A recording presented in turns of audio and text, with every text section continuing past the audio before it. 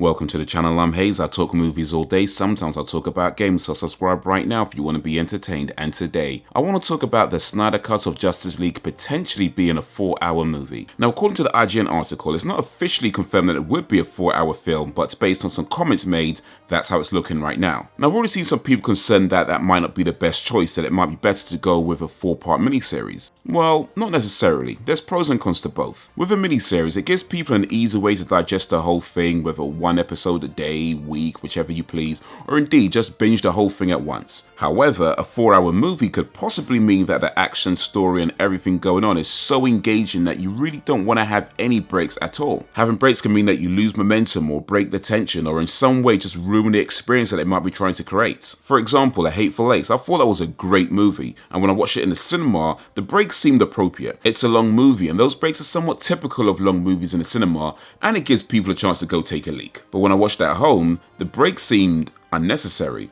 I mean, if I wanted to, I can pause at any time, so I'd rather not have the movie tell me when to take a break. Like, what is this, school? And then you have films like The Seventh Samurai, which is over 3 hours long, no breaks, it just grabs a hold of you, takes you on an epic, intense, intriguing, emotional journey, and by the time it gets to the end, you don't even notice 3 hours just went by. The point I'm making is, depending on how this is being cut, and considering it was originally being shot as a movie, it may not have those natural end of episode points that a miniseries would have. Trying to cut it into 4 parts could mean that each part just abruptly ends, and although the option to watch the next episode is right there, the feeling it creates might mean that not many people do. Another concern I saw was that when the Snyder Cut shows up on HBO Max and or other streaming platforms right next to the 2-hour Justice League, the average casual consumer, which is probably the biggest audience base, would skip over it because why watch a 4-hour version of a movie that hardly anybody liked in the first place? And that is probably very true. I think most casual fans and even some hardcore fans would most likely pass on the Snyder Cut,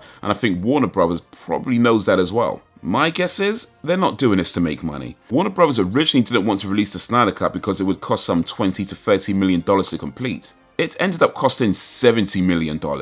I'm guessing they're not doing this for the money. Maybe it's because enough fans, cast and crew asked for it. Maybe someone high up was like, screw it. Let's do it. Whatever got them to greenlight this movie, I don't think the success of this film would be determined by how much money it makes, and maybe not even by how many people see it. Personally as well, I would prefer a movie over a miniseries, because then it's just done and dusted instead of dragging it out further than it needs to. But to be honest, I'm not holding my breath for a masterpiece. I'm yet to see a Zack Snyder film that I actually like, so I'm mostly looking forward to this film for the bare foolishness I can take the piss out of. But who knows, maybe it will be a brilliant piece of art. But here's what I would question. Zack Snyder shot a whole bunch of scenes before leaving the project and Joss Whedon took over. Now, according to the article, the Snyder Cut is made up of some scenes we saw in the original movie, about 2.5 hours of never seen before footage, including footage that was left on the cutting room floor, about 5 minutes of newly shot photography, and not a single frame Joss Whedon shot. Bear in mind that this is effectively the director's cut of the film, meaning had Snyder stayed on,